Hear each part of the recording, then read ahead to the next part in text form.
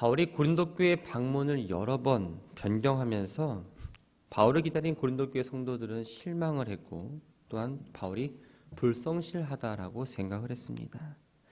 뿐만 아니라 유대에서 들어온 이 거짓 교사들의 영향을 받고 또한 그 사람들이 바울이 사도라는 걸 증명해 줄 수 있는 추천서가 없다는 이유로 바울의 사도직을 의심했습니다. 그런데 바울의 사도직을 의심하는 건 단순히 그 바울의 사도직에 대한 훼손뿐만 아니라 근본적으로는 바울이 전하는 그 복음을 멸시하는 것과도 같았습니다. 이런 이유로 바울은 본격적으로 이제 자신의 사도직에 대해서 변호합니다. 본문 1절을 보면 바울은 어떤 사람들과 같이 추천서를 가져오거나 가져가는 일을 하지 않겠다라고 말합니다. 본문에 어떤 사람은 바로 추천서를 가지고 고린도에 와서 바울이 전하는 그 복음과는 다른 내용을 전하는 거짓 교사들을 말합니다. 당시 사회에서는 어떤 사람의 신분이나 자격을 확인하는 공적인 추천서를 많이 사용했습니다. 그래서 유대교나 기독교에서도 이러한 추천서를 통해 거짓 교사를 가려내곤 했죠. 본문에 이런 사람, 즉 추천서를 갖고 유대에서 고린도를 온 사람들은 추천서를 통해서 자신들이 어떤 권위 있는 사람으로부터 위임을 받아서 여기서 말씀을 전한다고 떠들어댔고, 추천서가 없는 이 바울은 거짓 사도이며 또 믿음으로 구원을 얻는다는 그 바울의 가르침, 복음의 진리 대신에 율법을 지켜야 구원을 얻는다라고 고린도 교회 성도들을 가르쳤습니다. 사실 바울은 누구의 추천서를 갖고 있지 않았습니다. 그렇다고 또한 고린도 교회에서 일정 기간 사역을 했으니 바울이 다른 곳에 갈 때에 추천서를 써달라고 부탁한 것도 아닙니다. 바울이 거짓 사도여서일까요? 바울은 예루살렘 교회 지도자들처럼 사람에 의해서 사도직을 위임받은 사람이 아닙니다. 부활하신 주님으로부터 직접 위임을 받은 사도죠. 그렇기 때문에 추천서가 따로 필요가 없었습니다. 또 고린도 교회는 바울이 제2차 전도여행을 통해서 바울이 세운 교회입니다. 그곳에서 열심히 사역을 했고 그 과정 가운데 성도들이 어떻게 바울이 살았는지를 너무나 잘 알고 있었습니다. 그래서 바울이 굳이 그 추천서를 고린도 교회에 낼 필요도 없었죠. 바울의 입장에서 이 전도 열매를 거둔 고린도 교회 성도들 그 자체가 자신의 사도로서의 어떤 진정성을 보여주는 확실한 추천서라고 생각을 했습니다. 그래서 2절을 보면 너희가 바로 추천의 편지라고 이야기합니다. 3절을 보면 이 편지의 개념을 조금 더 확장해서 이야기합니다. 너희는 우리로 말미암아 나타난 그리스도의 편지다. 이 본문에 나타나다는 이 말은 섬기다, 봉사하다는 말로 사용되었습니다. 바울이 전한 이 예수 그리스도의 복음을 듣고 회심을 하고 회심한 그들은 하나님 백성이 되어서 새로운 삶을 살아갑니다. 하나님의 역사로 세워진 한 사람 한 사람 또한 그 교회가 바로 그리스도가 쓴 편지라는 거죠.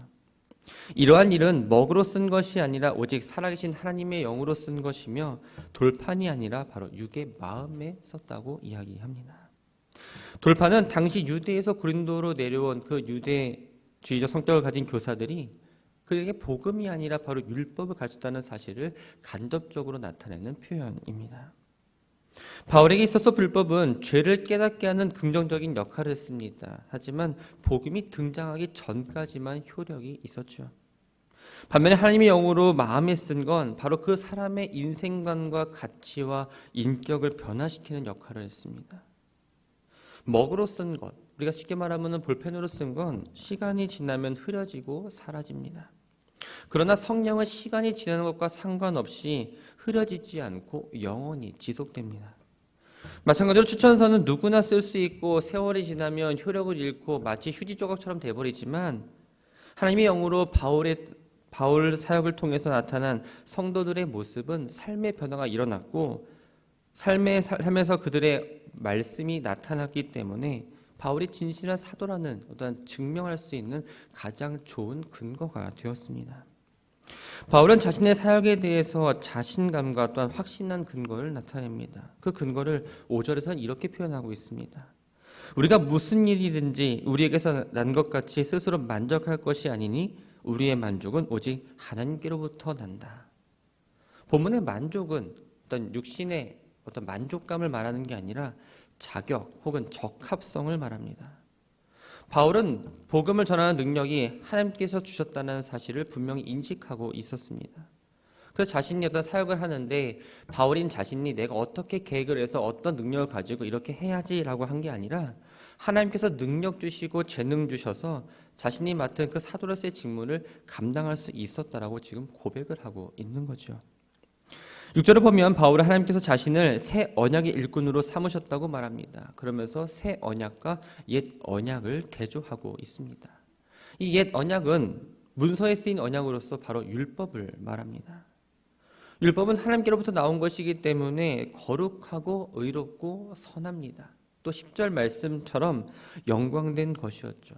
하지만 이 율법에는 한계가 있었습니다. 율법은 하나님의 뜻을 지킬 능력이 주어지지 않았습니다. 구원을 이룰 수가 없었고 죄를 깨닫게 하고 그리스도께로 인도하는 것까지만 그 율법의 역할을 다했습니다. 그러나 새 언약은 다르지요. 새 언약이 무엇일까요? 바로 예수 그리스도의 복음입니다. 새 언약은 성령께서 사람들의 마음을 변화시키셔서 하나님의 명령을 지킬 수 있도록 도와주고 구원을 얻을 수 있게 하십니다. 그렇기 때문에 본문에서 율법 조문은 죽이는 것이요 영은 살리는 것이라고 표현하고 있습니다. 7절부터 11절까지의 말씀을 보면 옛 언약과 새 언약의 직분에 대해서 대조하고 있습니다. 7절을 보면 돌에 서서 죽게 하는 율법 조문의 직분도 영광이 있어 이스라엘 자손들은 모세의 얼굴에 없어질 영광 때문에도 그 얼굴을 주목하지 못하였다라고 말합니다. 모세가 시내산에서 율법법 10계명이 적힌 두 돌판을 갖고 내려왔을 때 모세의 얼굴에는 광채가 났습니다. 이 광채가 얼마나 찬란했던지 이 백성들은 모세의 얼굴을 똑바로 쳐다보지 못했죠. 그런데 그 영광이 계속 오래 지속되지는 못했습니다. 한동안 지속은 되었지만 곧 없어졌고 주인공인 그 모세 역시도 율법 받은 지 40년이 지나지 않아서 죽음을 당합니다. 이렇게 옛 언약의 직분은 없어지는 영광이 되었습니다. 그런데 9절 말씀을 보면 정죄의 직분도 영광이 있은즉 의의 직분은 영광이 더욱 넘친다라고 말합니다. 율법은 본래 선합니다.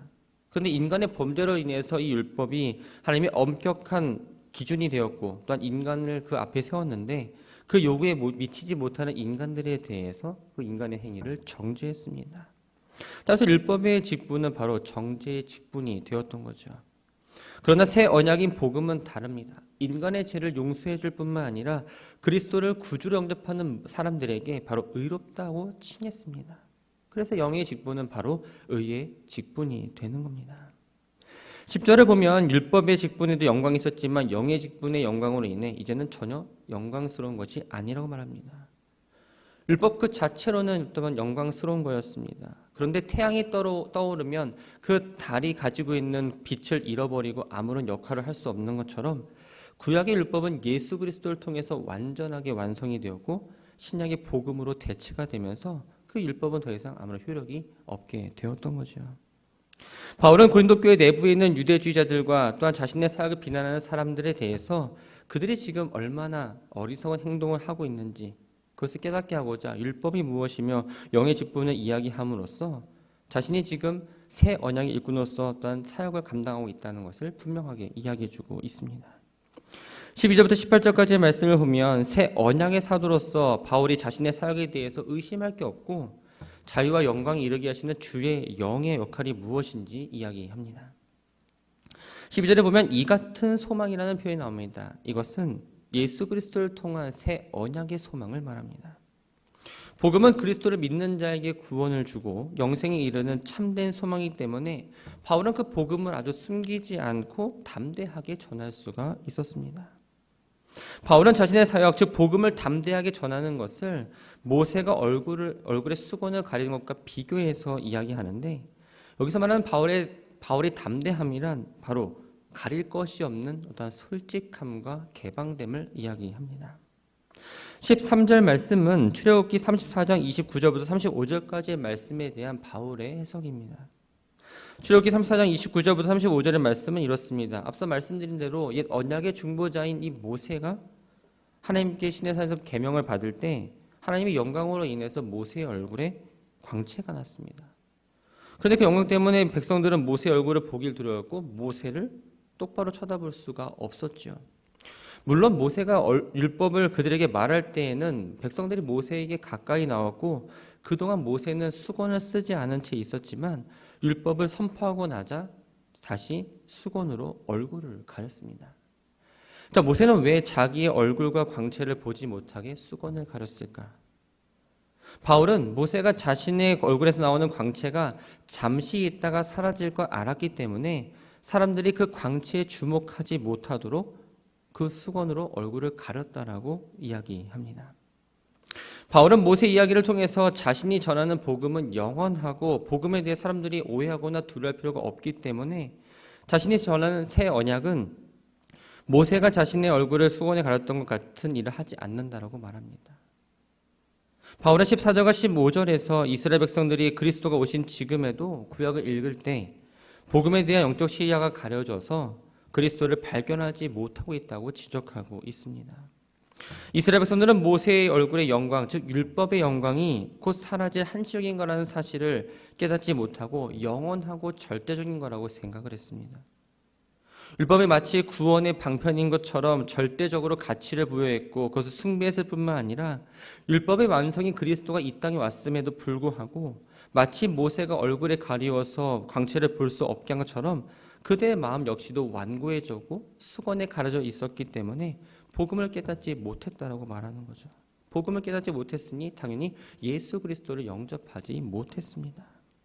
본문에서의 수건은 바로 그리스도를 알아보지 못하는 바로 영적인 어두움을 말합니다. 그러면서 언제든지 주께로 돌아가면 그 수건이 벗겨진다라고 이야기합니다. 이 말씀은 출애굽기 34장 34절의 말씀을 염두에 두고 한 표현입니다. 34절에 따르면 모세가 수건을 벗고 대면한 분은 바로 하나님입니다. 즉 바울은 모세가 하나님께 나아갈 때에 수건을 벗은 것처럼 율법에 얽매여있던 유대인들 역시 예수 그리스도께로 나아가기만 하면 그 마음의 수건이 벗겨지고 참 진리인 복음을 깨닫게 되고 예수를 영접하게 될 거라고 지금 이야기하고 있는 거죠. 그 결과 옛 언약의 아래에 있을 때는 자유라는 게 없었지만 새 언약 안에는 자유가 있다라고 이야기합니다. 여기서의 자유는 바로 율법과 죽음과 반대되는 개념이고 바울이 담대함으로 복음을 전할 수가 있는 근거가 됩니다. 옛 언약인 율법은 사람을 얽매이고 또한 죄를 가둡니다. 그런 새 언약인 예수 그리스도의 복음은 바로 자유를 누리게 하죠. 자유를 누릴 수 있는 이유는 주의 영 예수 그리스도께서 바로 십자가 위에서 우리의 모든 죄를 담당해 주셨기 때문입니다. 그 결과 우리는 죄와 사망의 권세로부터 벗어나서 자유를 얻게 되었습니다. 뿐만 아니라 예수 그리스도로 인하여 우리는 영광을 누리게 되었죠. 그리스도를 통해 우리에게 주시는 영광은 모세가 하나님을 대면한 후에 비쳤던 그 잠시 잠깐 없어지는 그 영광이 아니라 영원히 사라지지 않을 영광이라고 말합니다. 바울은 이러한 영광이 사라지지 않을 영광을 누릴 수 있는 그 복음을 전하는 사도로서 그 역할이 자신이 감당하고 있다는 사실을 이야기하면서 여러 가지 표현을 통해 자신의 사도권과 자신의 사도직에 대해서 계속적으로 변호합니다. 말씀을 정리합니다. 바울은 우리를 그리스도의 편지라고 말합니다. 편지를 보면 보내는 사람의 어떠한 생각과 마음이 담겨 있습니다. 즉 우리들이 그리스도의 편지라면 이 땅에 보내졌을 때 하나님을 향한 하나님의 뜻이 우리들의 삶 가운데 하나님의 마음이 우리들의 삶에 나타난다는 거죠. 한번 생각해 봤으면 합니다. 우리들의 일상 속에서 우리들의 신앙생활 가운데에서 하나님의 뜻과 하나님의 마음이 잘 나타나 있는지요? 하나님을 모르는 사람은 성경책을 통해서 성경을 읽고 하나님이 어떤 분이다라는 걸 알 수 있지만 그보다 대부분은 우리들의 삶의 모습을 통해서 그리스도를 믿는 사람들의 삶의 모습을 통해서 하나님이 어떠한 분인지를 더 파악합니다. 우리들의 생각과 우리들의 행동과 우리들의 말을 통해서 하나님이 어떤 분이신지 나타나기 때문에 우리는 새 언약의 일꾼으로서의 삶을 잘 살아내야 합니다. 교회 안에서는 당연한 것이고 우리들의 가정과 일터와 삶의 어디를 가든 하나님의 말씀이 나타나야 합니다. 그러려면 어떻게 해야 될까요? 성령님이 내 안에 계셔야 합니다. 그리스도의 성품을 닮아갈 수 있도록 일하시는 성령님이 내 안에 계시고 그 자리를 내어드려야 합니다. 성령님이 자리 잡으실 때 우리들의 이기적이었던 그 마음이 이타적인 마음으로 변화될 수 있습니다. 성령님을 의지하게 되고 말씀의 기도의 자리로 나아가게 되면 하나님을 더욱 알고자 하길 원하고 하나님 말씀에 귀를 기울이고 하나님의 형상을 닮아가고자 합니다. 나는 만나는 사람들에게 어떤 영향을 끼치고 계십니까? 또 여러분들은 만나는 사람들에게 어떤 영향을 받고 살아가십니까? 바라는 건 내가 먼저 그리스도와 함께 동행하는 삶을 살아감으로 그리스도가 내 안에 자리 잡고 만나는 사람들에게 그리스도를 삶으로 전하는 여러분 되기를 바랍니다. 입술로만 전도하지 마시고 여러분의 삶의 모습, 여러분의 행동 하나하나를 통해서 그리스도가 나타나고 여러분 그 자체가 바로 복음의 통로가 되는 귀한 사역을 감당하는 모두가 되기를 주님의 이름으로 축원합니다.